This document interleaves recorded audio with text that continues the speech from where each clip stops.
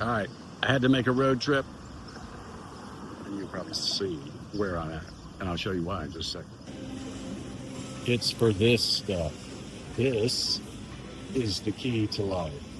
And it also happens to be the key ingredient for a chili that my daughter Faith makes that is insanely good. So I had to pick some of this stuff up for her and for me.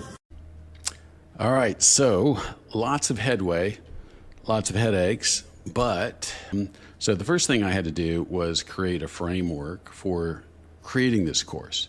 I had a couple already, but they were kind of old. So my typical MO is to use Claude, to use ChatGPT, to use Perplexity, and to use Grok and Gemini to do some deep research and find the best frameworks for curriculum development. In this particular case, sometimes I'm searching for frameworks for sales management, whatever it might be.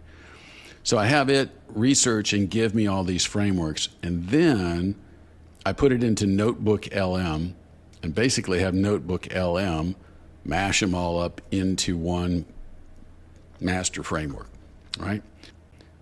So as you can see, I did one with Gemini, Manus, Minimax, GenSpark. I don't know what else these came from, but bottom line is I went crazy and I developed a lot of frameworks. Mashed them all up into this one here. So that then becomes a knowledge-based document inside of ChatGPT for my custom GPTs, inside of Grok if I'm using Grok, inside of Claude if I'm going to use a Claude project, same with the Gemini Gem. In this particular case, I thought I would test out a couple of models and see which one worked the best. So you can see this is a fairly lengthy framework. So it's a pretty good sized document that describes the whole process. And I needed to make sure that it understood all this so I could then, if you remember from the strategy canvas, right? I wanted to give the AI a role, but in this case, I wanted it to be a pretty defined role. So I created a prompt for that as well. This beast, right? So this is the AI Chief Learning Architect, right? And I've got core competencies, quality standards, all kinds of stuff that I've given that role. So now what I've done is I've started to create a knowledge base. I've already got my target audience identified and really thoroughly described. I've got all the details on our company in there. I've got several documents about the program itself. So I've got a pretty rich knowledge base in this thing built. So let me just give you an idea of what I've got in here. So if I were to go into this particular one, the Ingrain AI Certified Implementer project inside of Claude, you can see all the documents that I have in there. All right, so I've got quite a few of them. On the other end, I have a similar one inside of ChatGPT. Let's just go take a look at that one.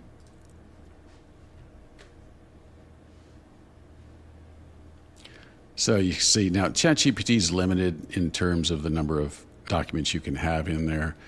So is Grok, by the way. But anyway, they all have it in there. They all got the documents in there. And then, of course, I have my style guide so I can tell it how I want it to write and all that stuff. All right, so I got the same documents over here. Actually, I probably got a few more in Claude. In Claude, you can have Claude projects. Grok, right? They're also called projects like they are in Claude. And you can upload the same thing, so I can have some instructions in there and I can have my documents. So this is the one with all the documents in there. All right, now, this is the one I ended up using. I scroll all the way up because you can tell by the size of that scroll bar I did a whole lot of work in here. I did it also inside of Claude, which we had on there a second ago. All right, so I rolled it into Claude. Claude makes a nice artifact, right? So it's got it all pretty well boiled out and laid out nice and neatly. However, this is the downside to Grok. All right, so Grok did it initially. I mean, I popped that whole thing in there. I have all the documents in there, and it thought for all of 17 seconds. This is the cool thing. because the other ones took a whole lot longer, but it thought for a whopping 17 seconds and then pulled this together. All right, so neat job. But then, as I started to look at it and compare it with others, I was like, this is closer. But then I said, look, in Module 3, I want you to do this. So I fine-tuned what it was doing in Module 3. And then I said, okay, now I want you to do the whole thing, but I want you to use H2 for the module names. So I needed to do that instead of, because it wasn't giving me a good solid artifact that I cut and paste from. And so it did that really nicely and did a pretty good job. And then, of course, as I start to read it, I realized, okay, there's still some things that I don't quite like. So I said I wanted you to move some lessons into Module 7, and we're bringing in some other people that we need to probably do some customization. So anyway, bottom line is I had it refine all these things, as you can see. And again, I went through each one of these things to make sure I liked what was in there. Now, as I go and bring out these into slide decks, each one of these lessons, by the way, I've got to bring out into slide decks, and then I have to, if you think about it, if this is the lesson, I got to break it down into some pretty useful information, because now it's estimating it's going to be 14 minutes. I don't think it'll be 14 minutes. It could be 10, and it could be 25. Every one of these is going to be really up to me how deep I want to go. And the next move is to turn these into slides. Like I said, the next move is to turn them into slide outlines. And from the outlines, I'm going to create the slide decks. And I'm going to try 2 different tools for the slide decks. I'm going to try GenSpark, because I've been liking how GenSpark does. It's not the prettiest in terms of designs, but for our purposes, it may be good enough. And then I'm going to go give Gamma another try. I have tried Beautiful in the past, Beautiful AI. I keep trying to like it, and I just can't get there. So I'm not going to give it a try on this one. I will give Gamma another try. Sometimes it has a tendency to make things, I don't know, overly complicated maybe, or overly animated, or overly pretty. So we'll see. But anyway, I'm going to try those tools out.